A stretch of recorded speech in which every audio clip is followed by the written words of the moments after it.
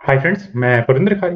Friends, आज की हमारी गेम बांग्लादेश में चल रहे Saif power tech premier division chess league की है। फ्रेंड्स, यहाँ इस लीग में कुछ टीम्स बनी हुई हैं। भारत के अभिमन्यु प्राणिक वहां शाहीन चेस क्लब की टीम से खेल रहे हैं, और वहीं बांग्लादेश के खिलाड़ी हैं गुलाम मुस्तफा भुयान, नहीं भुयान बोलेंगे इसे। वे जनता बैंक ऑफिसर वेलफेयर सोसाइटी को रिप्रेजेंट कर रहे हैं। वैसे फ्रेंड्स, मेरा ऐसा मानना है कि एक ग्रैंड मास्टर का मुकाबला होना चाहिए, प्रैक्टिस के लिए होना चाहिए, लेकिन कोई कंपैरिजन है नहीं दोनों खिलाड़ियों के बीच में। पर इस गेम से हम बहुत कुछ सीख सकते हैं। बहुत से लोग कहते हैं कि हमें कम रेटिंग वाले खिलाड़ियों की भी गेम देखनी है, और देखनी भी चाहिए, क्योंकि वहां जो गलतियां होती हैं उन्हीं गलतियों को देखकर हम अपनी गेम को इंप्रूव कर सकते हैं। तो चलते हैं सीधा गेम पर, और आप गुलाम मुस्तफा यानी ब्लैक पीसेस की गलतियों को जरा गौर से देखिएगा। अभिमन्यु तो ऑब्वियस है, ग्रैंड मास्टर है, उन गलतियों को पकड़ के एक्सप्लॉइट करेंगे ही। E4 के साथ यहाँ अभिमन्यु पुराणिक ने शुरू किया।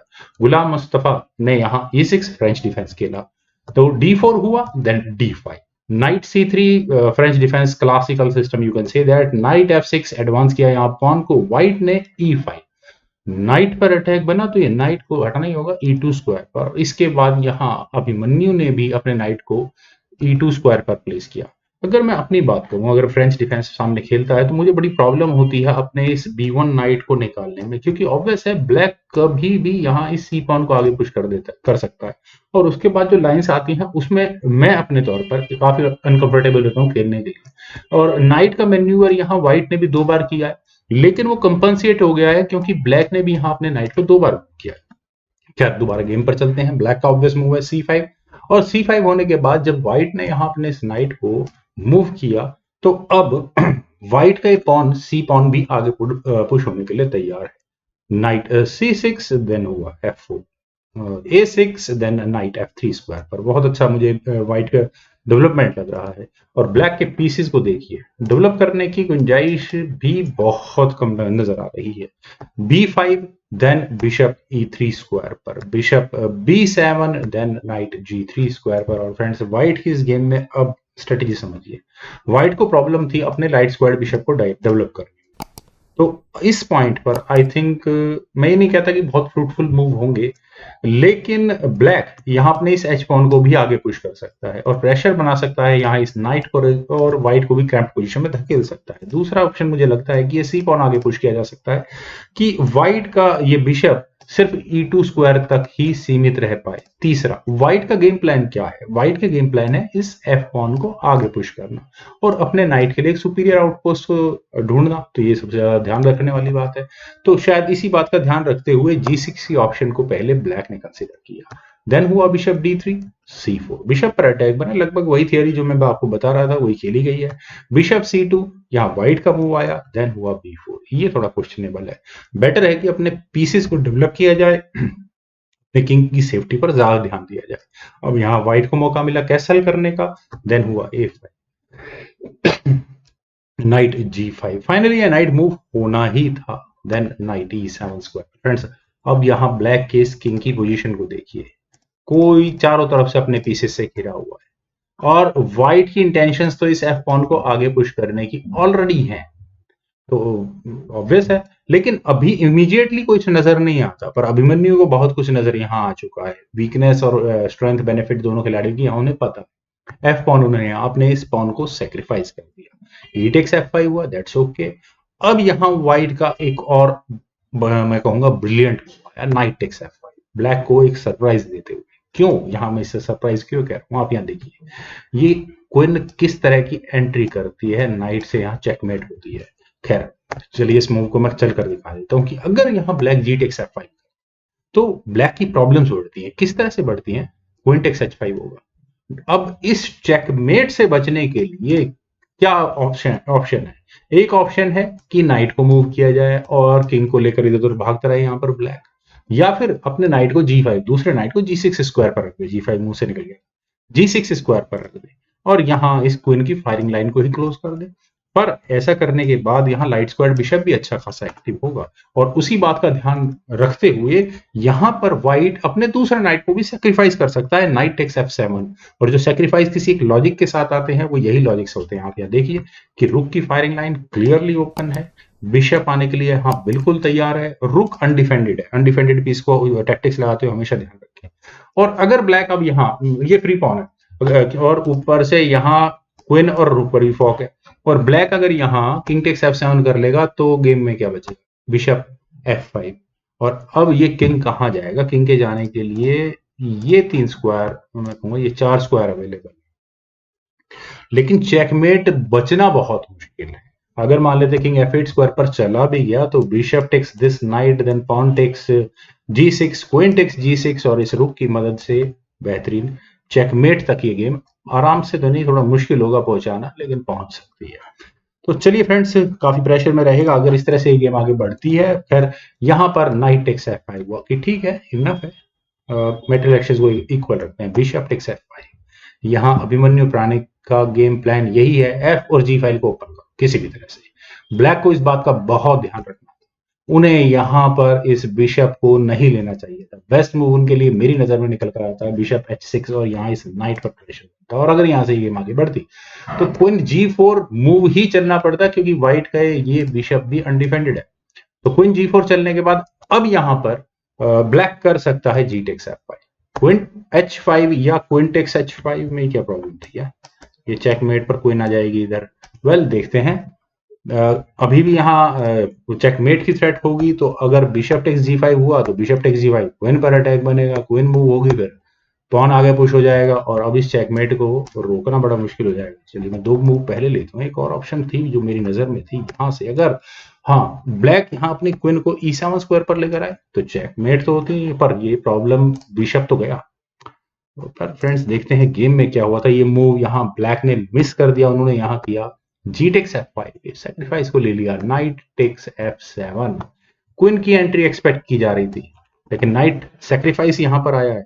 कितने पीसेज हैं यहाँ पर अटैक पर, रुक बिशप कह सकते हैं आ ही जाएगा, क्वीन 3 पीसेज के साथ ब्लैक की डिफेंस, किंग की डिफेंस के लिए कितने पीसेज हैं देखते हैं अभी। खैर यहाँ अगर किंग टेक्स F7 हुआ तो rook takes F5 with check होगा, और किंग के जाने के लिए कितने स्क्वायर्स अवेलेबल हैं, 1 2 3 4 और मैं कहूंगा कि 5। वेल देखते हैं, तो मान लेते हैं, क्योंकि मुझे नहीं लगता कि ये किंग कभी भी यहाँ इस E7 स्क्वायर पर आना चाहेगा। बिशप की चेक के बाद यहाँ ब्लैक को क्वीन गंवानी पड़ जाएगी। लाइट स्क्वायर्स पर यहाँ एक बहुत अच्छी चेक आती है, जी फाइल में यहाँ क्वीन का डायरेक्ट चेकमेट की थ्रेट होती है। G4 स्क्वायर से तो किंग के लिए मुझे लगता है E6 स्क्वायर ही ठीक है, लेकिन उसके बावजूद भी यहाँ व्हाइट क्वीन को G4 स्क्वायर पर ले जाकर चेकमेट करने में कितने सेकंड लगाएगा या कितने मूव लगाएगा बताने की जरूरत नहीं है। खैर यहां हुआ था क्वीन B6, इससे तो ब्लैक अपनी क्वीन को यहां H4 स्क्वायर के पास ही न ले जाता, किंग के आसपास रखने की कोशिश करता। वेल नाइट टेक्स H8, रुक तो मिल ही गया है। देन कैसल यहाँ ब्लैक ने किया towards long side, piece count करते हैं कि 1 2 3 माइनर पीसेस, 2 माइनर पीसेस के पीस काउंट में यहाँ पर थोड़ा ब्लैक बेटर हो गया नाइट, लेकिन पोजीशन में बिल्कुल भी नहीं। नाइट F7 स्क्वायर पर दोबारा रुक पर अटैक बना तो रुक गया, 8 स्क्वायर पर देन हुआ क्वीन H5 और इस अनडिफेंडेड रुक पर एक और प्रेशर है, एक चेक देने साथ थ्रेट आ सकती है, देखते हैं क्या होगा। क्वीन G6 यहाँ पर गुलाम मुस्तफा ने किया, और इस क्वीन एक्सचेंज करने से पहले इस F5 पॉन यानी फ्री पॉन को क्यों ना लिया जाए। Queen takes F5, then king C7 square पर queen takes G6, H takes G6, then knight G5 square पर। और फ्रेंड्स मैं अभी थोड़ी देर पहले कह रहा था, वैसे अब मैं व्हाइट का मूव डिस्कस करना चाहूंगा। व्हाइट ने अपने इस नाइट को मूव किया है, उन्हें शायद अपने रुक को भी मूव कर लेना चाहिए था, काफी देर हो गई है रुक को A1 स्क्वायर पर रखे हुए, पर कोई बात नहीं। नाइट G5 का मूव बड़ा अच्छा है। अगर आप यहाँ टैक्टिक्स को अच्छे से समझते हैं, इस नाइट का मैन्यूवर क्लियरली आपको यहाँ चेक दे रहा है। अब व्हाइट को क्या करना है, रुक को मूव करना है। रुक कैसे मूव होगा, बिशप से, लेकिन नाइट भी आ सकता है, देखते हैं। यहां पर हुआ था नाइट B6, ब्लैक ने यहां ऊपर से अपने इस नाइट को हटा लिया, मैं इसी नाइट को लाने के लिए कह रहा था, हटा ही लिया। रुक टेक्स F8, ये मूव आना ही था, उन्होंने ओपन इन्विटेशन दे दिया। रुक टेक्स F8 ब्लंडर था ब्लैक का बहुत बड़ा, और यहाँ नाइट E6 चेक, फॉक लगती है और ये रुक गंवाना पड़ेगा यहाँ पर ब्लैक को। लेकिन यहाँ ठीक है, जो गया नुकसान हुआ वो ठीक है। यहाँ ब्लैक ने अपने बिशप को मूव किया C6 स्क्वायर पर, और व्हाइट यहाँ मटेरियल वाइज गेम में वापसी कर चुका है, एडवांटेज में जा चुका है। एक कंप्लीट पीस एडवांटेज में।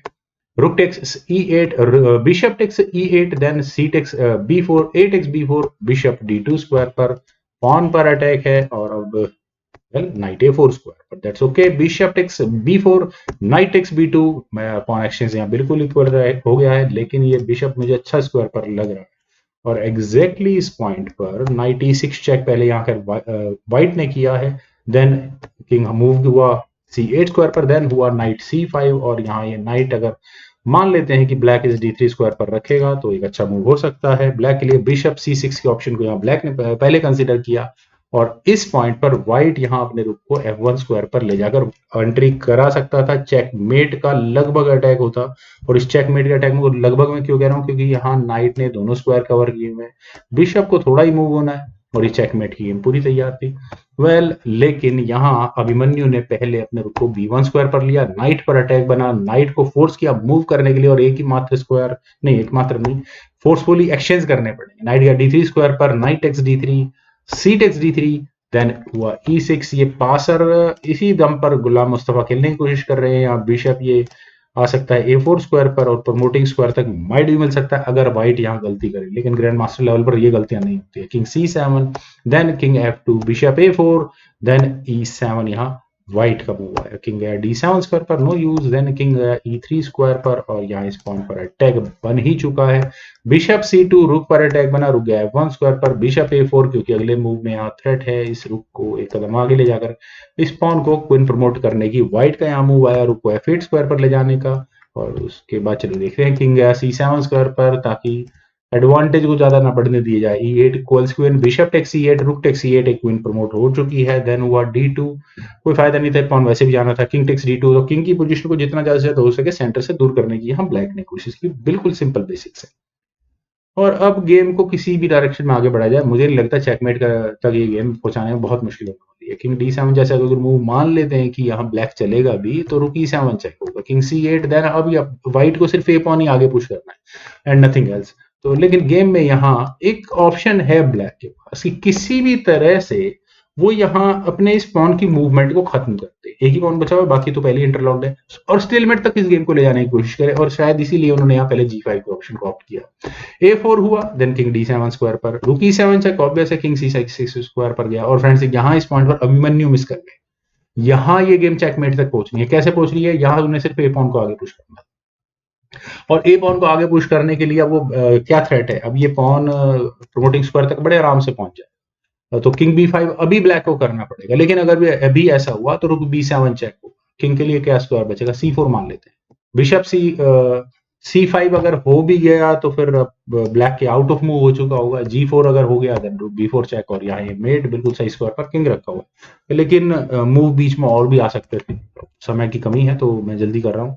रुक e6 चेक व्हाइट ने यहाँ पहले किया, किंग गया b6 स्क्वायर पर, देन a5, g4, ब्लैक की स्ट्रेटेजी वही कि किसी तरह गेम स्टेलमेट हो जाए, a6 विद चेक, और अब किंग का जाए b8 स्क्वायर पर, तो भी गेम चेकमेट है, क्यों है, बिशप d6 चेक होगा, किंग a7, अब चेकमेट करने के लिए चाहिए ही क्या, बिशप c5 डबल चेक होगा, किंग a8 स्क्वायर पर अगर ये गलती से चला गया तो रुक e8 चेक, और यहाँ पॉन की मदद से बहुत अच्छी चेकमेट होगी। पर यहाँ हुआ था किंग c7, देन हुआ a7, देन किंग b7, और बस डिजाइन कर देना चाहिए था, लेकिन वो स्टेलमेट अभी भी ढूंढ रहे हैं यहाँ पर व्हाइट।